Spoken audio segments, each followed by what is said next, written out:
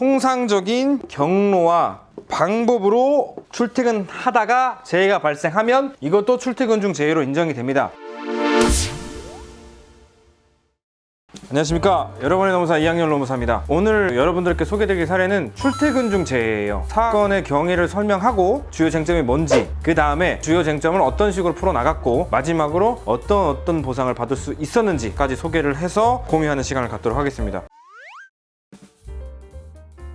사고 경위부터 설명드리면, 아침에 출근하는 길이었어요. 서울역 1호선에서 2호선 환승하는 그 신도림역이 있는데 워낙 사람이 많은 걸로 유명하죠. 제의자분께서 이렇게 서 계셨다가 워낙 인파가 많아서 밀려가지고 추락을 한 겁니다. 추락을 하면서 순간적으로 자기 몸을 보호하기 위해서 양쪽 발을 뻗어서 착지를 하셨는데, 충격이 가해지다 보니까 양측 손목에 원위지 요골이라는 부분이 있습니다. 엄지손가락 뒤집어 보시면 이쪽에 붙어있는 팔뼈가 하나 있거든요. 그 요골의 끝부분이 파손되는 그런 재해를 입으셨습니다.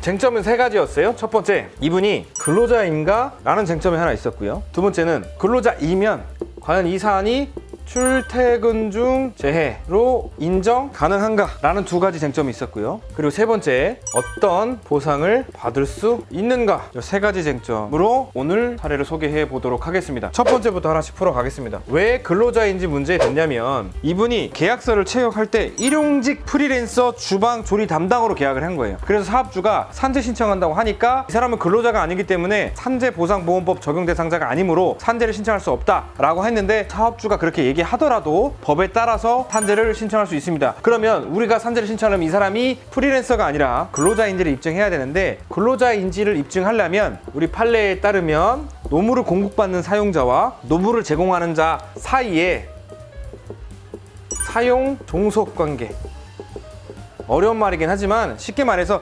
근로시간과 퇴근시간, 휴게시간, 업무의 내용, 업무의 위치, 이런 것들을 전부 다 사용자의 지시에 따라서 하여야만 하는 그런 지위에서 노무를 공급하고 그 대가를 임금을 받는 사람이라면 근로자로 인정을 받을 수 있습니다. 저희가 계약서 내용, 입금 내용, 그 다음에 근로의 내용, 그리고 지금까지 사용자가 지시했던 내용들을 카톡이나 메신저 통해서 확인을 해서 사용정석 관계를 증명을 했고요. 그 결과 근로자상을 인정을 받았습니다. 산업재해보상보험법 적용 대상자가 되는 거죠. 첫 번째 단계를 패스했습니다. 산업재해보상보험법 적용 대상자가 된다 하더라도 출퇴근 중 재해로 인정을 받으려면 첫 번째, 사용자, 지배, 관리, 하에서 출퇴근을 해야 됩니다. 이게 도대체 무슨 말이냐? 예를 들어서 사용자가 회사의 명의로 차를 줘서 그 차로 운행을 해서 타고 왔다 갔다 하는 경우 있죠. 예를 들어서 대기업 같은 경우에는 출퇴근할 때 역 같은 데다가 버스를 대절해서 배치를 해놓고 그 버스를 타고 회사로 출근하거나 퇴근하는 방식이 있죠. 이게 대표적인 케이스고요. 또 한 가지는 사업주가 자신의 비용으로 같은 방향에 있는 직원들끼리 카풀 제대로 운영할 수 있도록 권고하고 지원하고 관리하는 방식,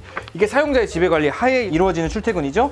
이런 출퇴근 중에 발생한 재해의 경우에는 출퇴근 재해로 인정이 됩니다. 두 번째는 이거 외에 사용자의 지배관리 하에 있진 않지만 통상적인 경로와 방법으로 출퇴근하다가 재해가 발생하면 이것도 출퇴근 중 재해로 인정이 됩니다. 여기 대표적인 케이스가 뭐냐면 정해져 있어요. 카카오 맵이나 네이버 맵이나 출발 지점에서 도착지 찍으면 통상적으로 검색이 되는 대중교통 경로가 있죠. 그러면 그 대중교통 경로를 활용해서 일반적으로 출퇴근을 하던 경로에서 재해가 발생하면 그것도 마찬가지로 출퇴근 중 재해로 인정이 됩니다. 또 한 가지, 그럼 자차로 이동하는 건요. 자차로 이동하더라도 내비게이션이나 이런 거 봤을 때 통상적으로 출퇴근을 하는 경로를 벗어나지 않고 그 경로 중에 재해가 발생했다면 출퇴근 중 재해로 인정이 됩니다. 자, 이번 케이스 같은 경우에는 여기에 해당했었어요. 이분은 항상 같은 대중교통과 지하철 노선도에 따라서 출퇴근을 했고요. 재해 당일날에도 항상 출퇴근하던 그 시간과 경로에 따라서 출퇴근을 하던 중 재해가 발생했기 때문에 출퇴근 중 재해로 인정받을 수 있다고 저희는 생각했고 입증을 했고 받아들여졌습니다. 산재법상 근로자로 인정이 돼서 적용 대상이 됐고, 그 다음에 출퇴근 중 재해입니까? 라고 했을 때도 예스가 된 거죠.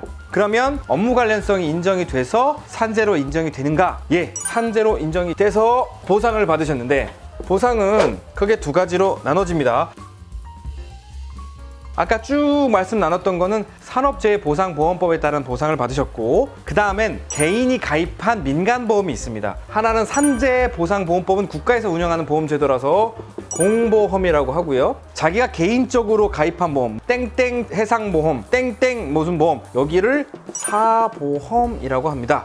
그럼 공보험에서 보장 내용을 보면 사고가 발생했으니까 119에 실려가서 치료를 받고 했지 않겠습니까? 그러면 치료비라고 하죠. 요양비를 보전받을 수 있었고요. 두 번째로 요양하는 동안, 치료받는 기간 동안 일을 못 하잖아요. 그 기간 동안 지급되는 휴업급여를 받으실 수 있었습니다. 하지만 요골골절이 생기고 나서 이분이 완전하게 원상회복이 되지 않고 장애가 남았어요. 치료를 하더라도 영구적으로 증상이 고정된 상태로 남아있는 노동력 상실분, 그 장애가 남아서 그 장애 부분까지 해서 장애급여를 받으실 수 있었습니다. 여기까지는 산업재해보상보험법, 즉 공보험에 따라서 받으셨고요. 그 다음에 사보험에 따라서는 무엇을 받으셨냐 하면 개인보험에 후유장애보험금 가입 내용이 있더라고요. 그래서 그거를 보험증권을 확인을 해서 청구를 했고요. 청구를 하는 과정에서 주치의로부터 후유장애 진단서를 발급받아서 의견서와 함께 보험사에 보험금을 청구한 결과